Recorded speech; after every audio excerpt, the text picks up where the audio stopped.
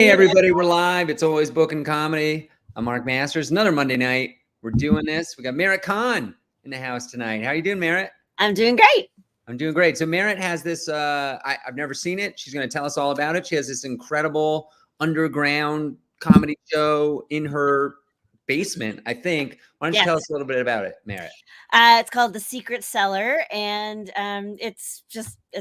it was a crazy project. I think on the heels of everybody doing all of their renovations and things during COVID, I had this idea. It probably came up after I was watching that show on Netflix about how to build a sex room, and I thought, what should I do with my basement now that my son is out of the house and off to college? So that was the first idea, and then I realized maybe a comedy club. So when you're deciding between the two things, I went with comedy. So I built a 52-seat comedy club in my basement. I have a stage that was built. I bought professional lights and sound system, and now I just bring comedians, to my backyard or my basement, and we do shows. That is wild. Now the way it is now, is it exactly the same it was for the first show? I'm not sure. We've made have you changed anything, removed anything, added anything? Has it evolved at all? Yeah, it's evolved, but I don't half-ass anything, Mark. So when I do something, we were ready to go right from the beginning. I definitely improved some of the lighting, which I'm still kind of tweaking because that is not my area of expertise.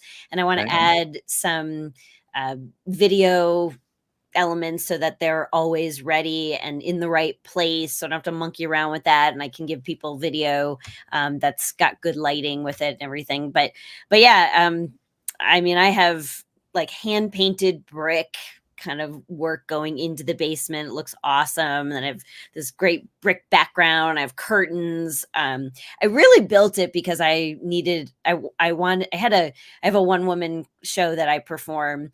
And one day I was in the basement. I had this great rehearsal with a director I was working with in New York. And she goes, "Gosh, it's really a shame that nobody got to see that. That was a flawless performance." And I'm like, "Thanks." And I'm like, I could fit some chairs down here. And so but started out as a tiny little project, and then it just got out of hand. That's amazing. Where'd you get the chairs? I found those on Facebook Marketplace. So that was like everything kind of came together. I found, I got the chairs on Amazon, some of them, and then some of them were this Facebook market.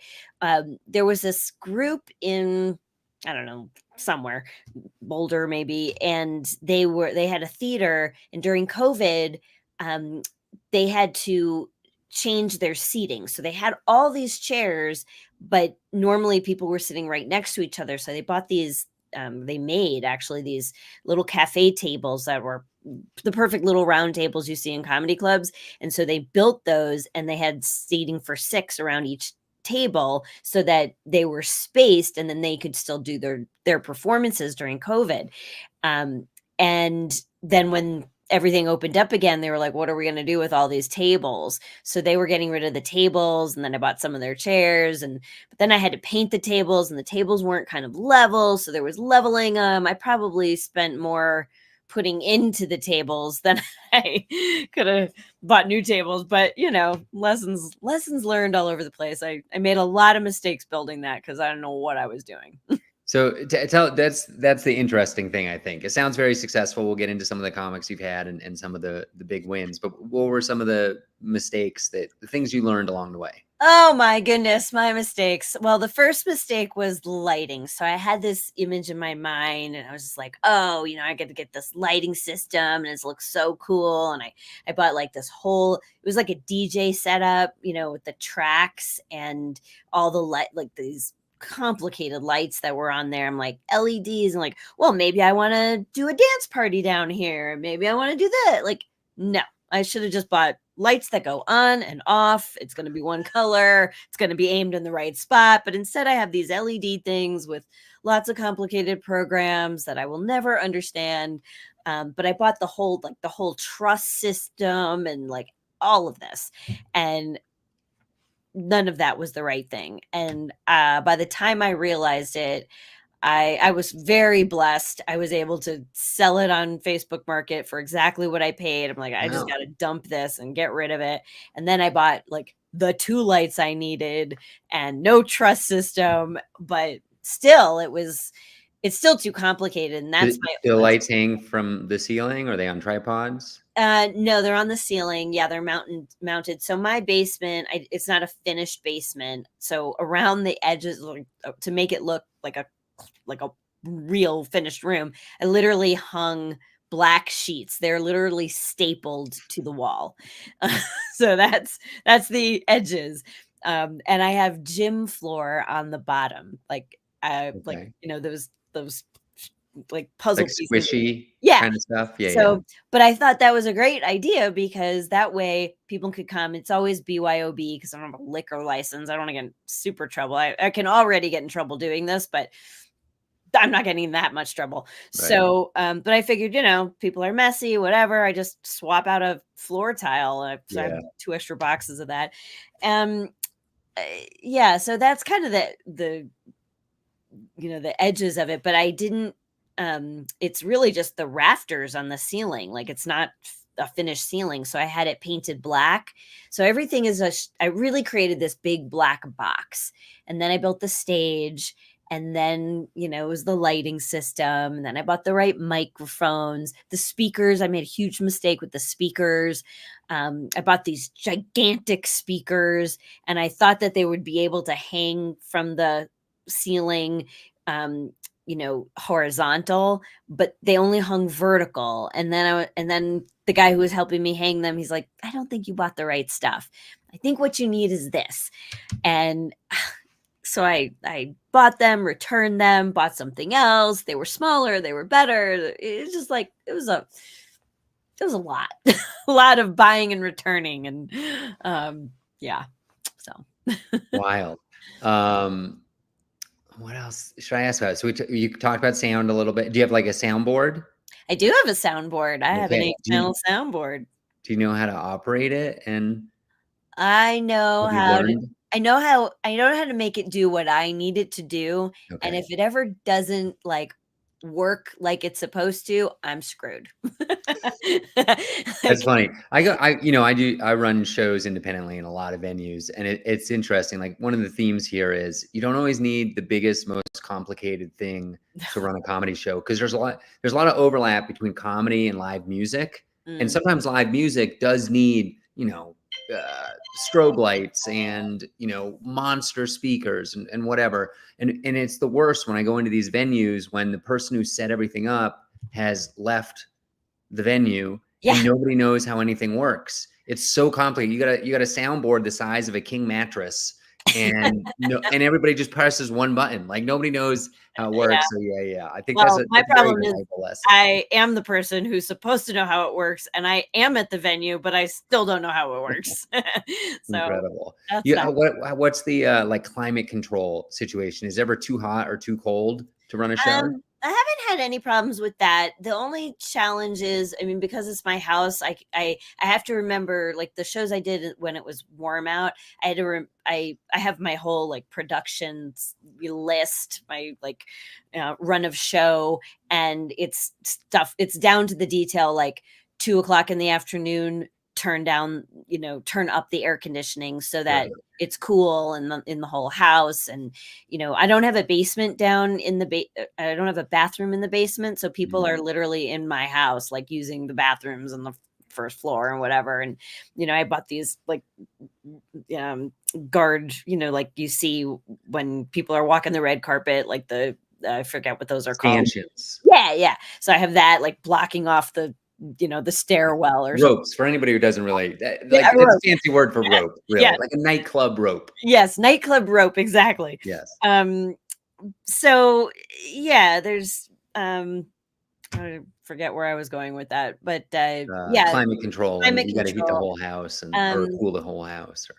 the other thing that I did was I mean, technically this is not really a legal space, but I did check with the police department and the fire department, like, or at least somebody that I knew there, to say, what do I need? I don't want to put anybody in danger, obviously. So I got like those big lighted exit signs, and I always make sure that the sliding glass doors and the window are open down there. It's a walkout, so people aren't trapped.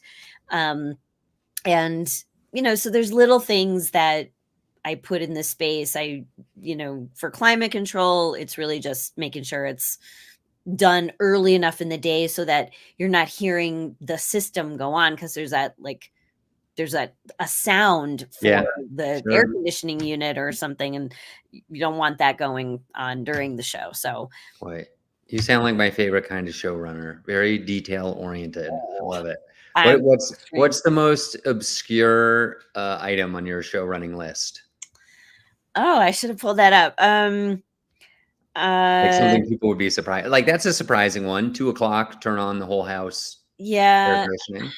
Gosh, a surprising one. Okay, so because it's my house, I have little signs that I printed out that direct people to the bathrooms and things. So, and then I have signs that say "Nope," which I put on the doors for like the laundry room and the guest room, and it's just like "Nope, nope.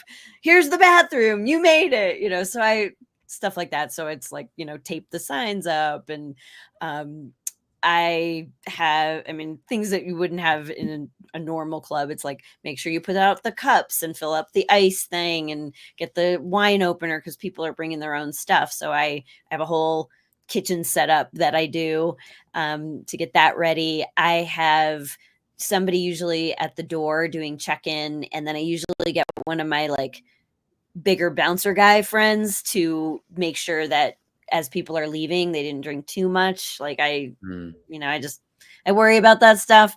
Yeah. I'm trying to think of what else is on my list. I haven't actually done a show, and it's been a little bit. It's been a Tell minute. us about your check-in process. Are you using a ticketing system? That's complicated for me, because technically it has to be a suggested donation. Okay. And then in the email, it's like, that's not really a suggestion, right? It's kind of like I have to. So when I first started doing it, it was all cash, because I didn't want anything traceable, and that's where I could get in. If I was just doing free shows in my basement, and it's no different than having people at your house for a party. Right. But the moment you add money in the mix, all bets are off, and that becomes a business. And now there's I didn't build this to make money for myself. The house keeps a little bit, because I love to over the next decade make back a little bit of what I spent to build the whole thing, because it was a few grand. But the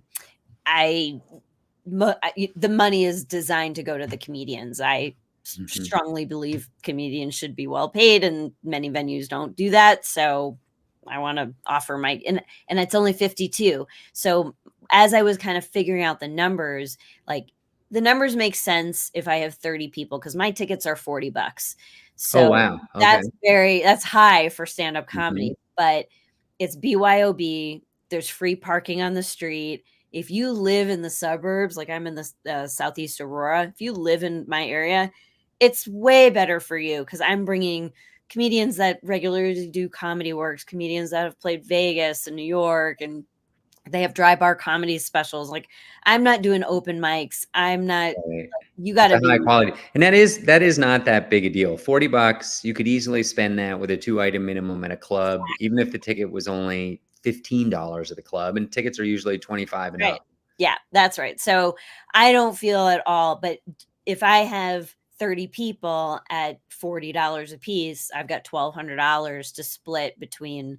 Generally, I'll have 3, mostly I tried for 4 comedians. So, a headliner, a feature, open. Are these mostly Denver-based they drive in, or are people flying in? Because I did meet Monique Marvez. Yes. I worked with her in Arizona, and that's kind of how I kind of knew you, but then she mentioned you because she knew I was from Colorado. And yes. So Monique, this is a great story.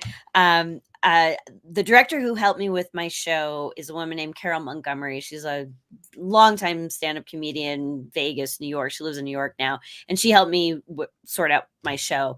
And she has a Showtime special. She did 3 called "Funny Women of a Certain Age." So I watched that, and Monique was one of the comedians on that lineup. Then about a week later, after seeing that, I never heard of Monique before, but I was in Vegas for business, and I went to the Comedy Cellar, and she's the headliner. And I was like, "Oh my God, I just watched you on TV." And I was like this little fangirl. So I go up to her after the show and I say, "You don't know me from Adam, but I'm working with Carol Montgomery and you were on her show and da da da." And so, and I told her about my one woman show and she's like, "You're adorable. You know, if I could be of help." And I'm like, "Okay." And that was like a year before I built the basement. And when I built it, I just said, you know, "If you ever are playing Denver, I would love to have you on my stage." Like, there's no way. I was like, "I can't afford you." But she was so sweet. And she was doing a show in Colorado Springs, Loonies. And she's like, "All right, well, I'm going to be in the Springs. I'll just swing by. We'll put together a show." And I'm like, "Are you freaking kidding me? I'm going to have Monique Marvez." And I packed the place. So we sold out and I was able to pay her well. And she's a buddy, and I just was over the moon. So that was a fun one. That was a really fun one. That's And amazing. Carol Montgomery flew out, and it's nice because it's my house. Like a lot of comedians on the road, they're used to staying at shitty places. So, you know, I'm like, "Well, I have a beautiful guest room, and you could have the run of the house, and I'll fill the refrigerator with everything you want. I will take you out." And they loved it. You know, it became like a girls' weekend, and I was over the moon. So I definitely want to do more of those. It's just a little harder. Like some of the bigger people, you know, I don't have the capacity to pay them what they're worth. And you know, if you're a big name and you want to try out new stuff or whatever, and you're here anyway. Do you target specific nights of the week because of your model? I had found like Thursdays were really good for me because it doesn't necessarily compete with the weekend. Um, that was probably my better night, was like a Thursday night show. Um, but I wasn't really, you know, sometimes I did a Friday, Saturday night. I've tried out some different things. Um, but Thursday seemed to be the sweet spot. Um, and I can only really do it maybe once or twice a month. So I'm really low volume. I mean, I have to keep in mind, like, I live in a neighborhood, but my shows are always 7 to 9. So I kind of do on the early end. And the reason for that is I figure, you know, my neighbors might not even look out of the window between 7 and 9, right? Like Right. this is suburban USA. So if they're, you know, it's not noisy because it's just a mic.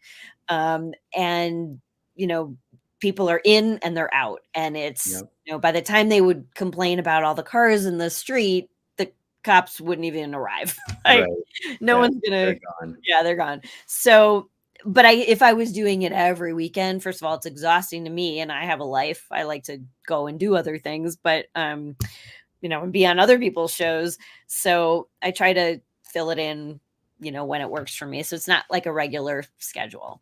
Right. Do you think if you did do it more frequently, like let's say you did it one show every weekend, would you be able to hit that 30 people a show, do you think? No. Probably Yeah, not. because you probably have regulars that are coming back and Yeah. they get Yeah. exhausted. There's They, only so much comedy you can watch.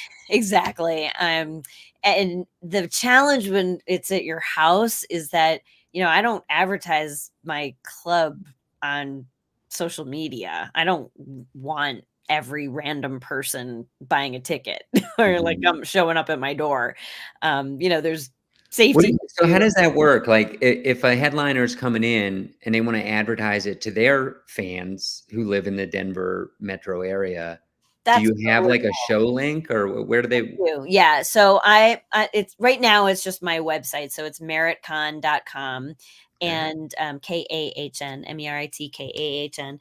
And so there's a place for the secret cellar, and that's where I kind of advertise the upcoming shows. And I love when people promote it. So my theory is it's, it's really this unique little gem of a spot. And you got to know me, or someone who knows me, or someone who knows the comedians or follows those comedians. And I figure if I can kind of keep it within that universe, then I don't have like the dregs of humanity coming to my front door. Right. That's kind of how I figure. But who knows? But also my Navy SEAL boyfriend lives here. So, there you go. You're at your own risk. Like, All right. We got a question from online. This is live. We got North Carolina here asking a question. Do you have more regulars because of the BYOB concept and your interesting setup? Yeah, I do. And it's growing. And last year I was doing it much more regularly. This year I've been on the road a lot myself. And I was in love. It was a new love, so it was like very distracting. So I just didn't produce as much. But this year, 2025, we're back in business. I have a lot of big plans, and I want to do it more regularly. I want to plan things out a little bit more in advance than I had been doing. And I also have learned that it's better for me to get help, because I was kind of like hosting the evening, doing my host spot. And what I found is like running the lights, the sound. Yeah, exactly. I'm doing all of that. Also, I have like a whole, video. It's kind of like, when you go to Comedy Works and it's like the pre-show or the improv and like upcoming shows. So I'm doing the PowerPoints, and I have intro music. Like, it's a whole thing.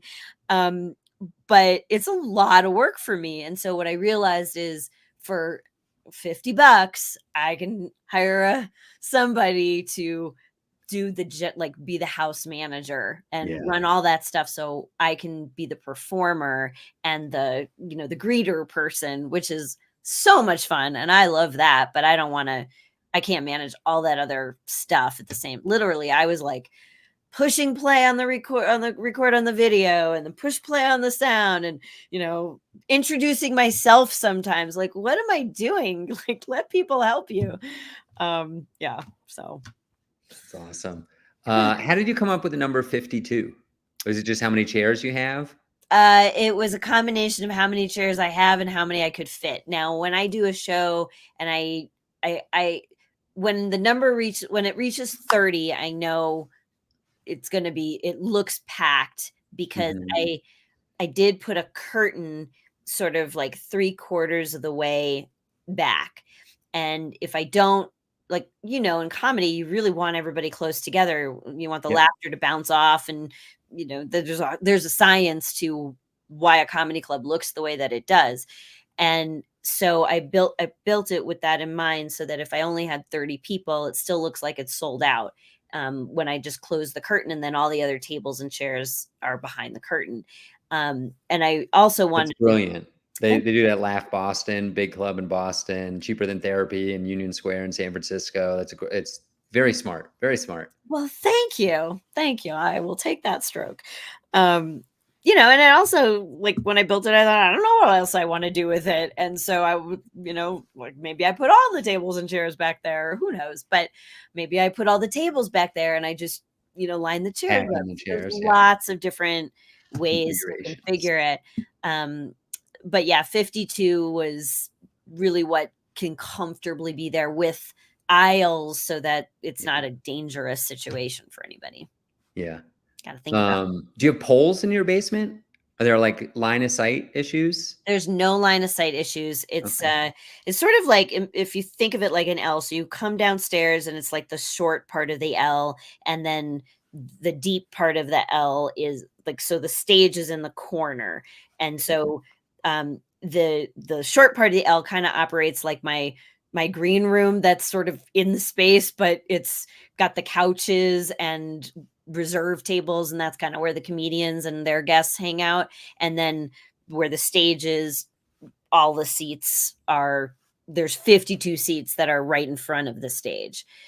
So everybody has a really great view. It's really intimate. The comedians I've had, hang around at the end, and it's kind of like a little party atmosphere. And I put out hors d'oeuvres, and people stick around and drink for a little bit and chat with the comedians. So it's super fun. It's like, Sounds amazing. and it's intimate, you know? Let's talk, how do you find your comedians? How do you book? This must be a nightmare to be or Yes. super fun, depending on your perspective. Both. I got a real kick out of it. I mean, I have a whole form set up where it's comedians actually apply to play my basement.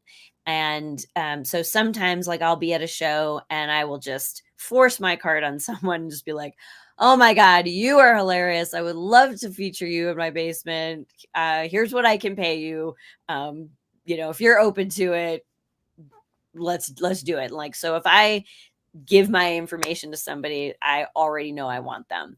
Right. And other people approached me. I heard about your club, and I would say, great, fill out this form. I ask for, a link to your demo. I want to know, are you dirty? Are you clean? About how minutes is your don't bullshit me. How many minutes is your best?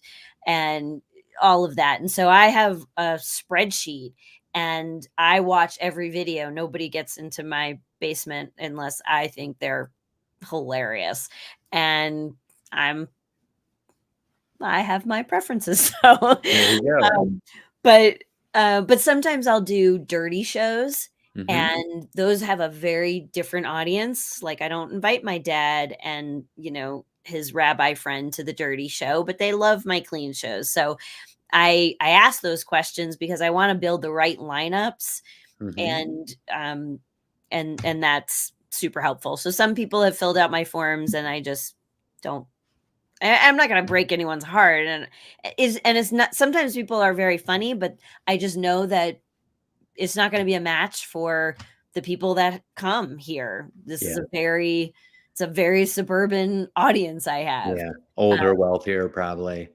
Yeah, well, they would definitely describe themselves as wealthier. I don't know if they're going to say how old they are, but they're beautiful people. They're gorgeous. Sure, of They would course, say that they're of course. gorgeous. I just mean compared to your typical, like, open mic or Comedy Works Yeah. New Talent Night kind of thing. Yeah. Oh, yeah. Yeah.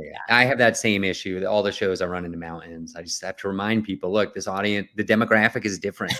Like the jokes that work at Scruffy Murphy's, Exactly. they might not work here. So be ready to pivot or plan ahead of time. And Yeah. sometimes people don't listen to me, and man, you can see it when like I go up to shake their hand because I'm the host. It's like you can see it in their face. They're like, man, I really blew that. I'm in front of 100 people, sold out show, and I did not listen Yeah. to the advice.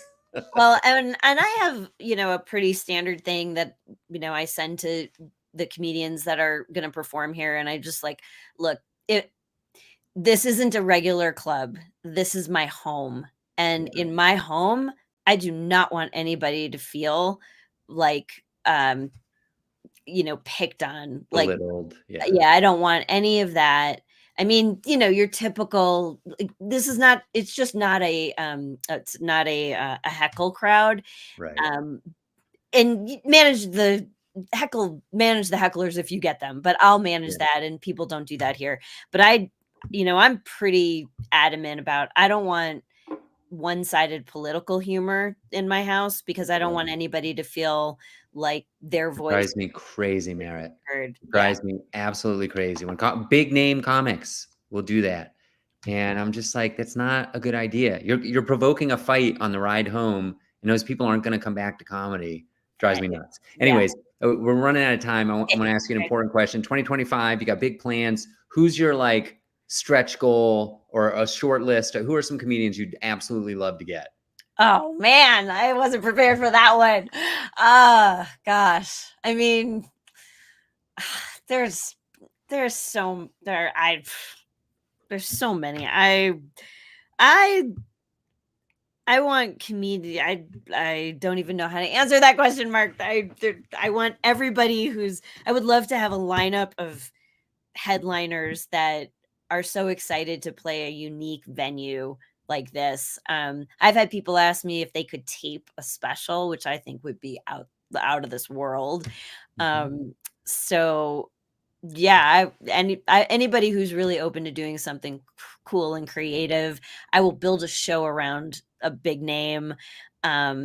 I would say anybody who's coming to Denver or Colorado Springs or Boulder and they're doing a bigger venue, like, come on over. Let me help you. Let me, help get the word out. Let's get excited together and let me help build more, add more fan base. How can I help? Awesome. That's what I I have some ideas for you. We'll do them offline. We're going to wrap this up. How can people find you? Promote Uh, yourself. What do you want to promote? Yeah, I would just go to meritkahn.com and you can see the 3 different stages that I perform on. So I'm a keynoter, I do my one woman show, and then the stand up is the secret seller. So that's the hub. So you'll find the secret seller there. I also perform with Moms Unhinged. I've been touring across the country with them, which is so fun. Mom audiences, mom comedians. So that's momsunhinged.com. Absolutely killing it. If anybody's interested, Andrea Vall, who started it, there's an episode. I don't know the number, but check it out. It's a great episode of Always Bookin Comedy, VAHL. Amazing. For that one. Yeah. So I've Incredible done, showrunner. yeah. Oh, yeah. And just like what she's developed, incredible. Yeah. Incredible. Yeah. Yeah. So I'm having fun all with right. Anything else you want to add before we shut this down? No, but I will be touring my one woman show, which is called Optimistic Personality Disorder. So if you go to my website and add your name to the list on Secret Seller or that would be great. And get on the list. The only way you'll know about shows here is to add your name to the list at the Secret Seller. So amazing. We got thank yous coming in from the internet. Thank you, everybody. We're going to shut this down. Stick around, Merit. I want to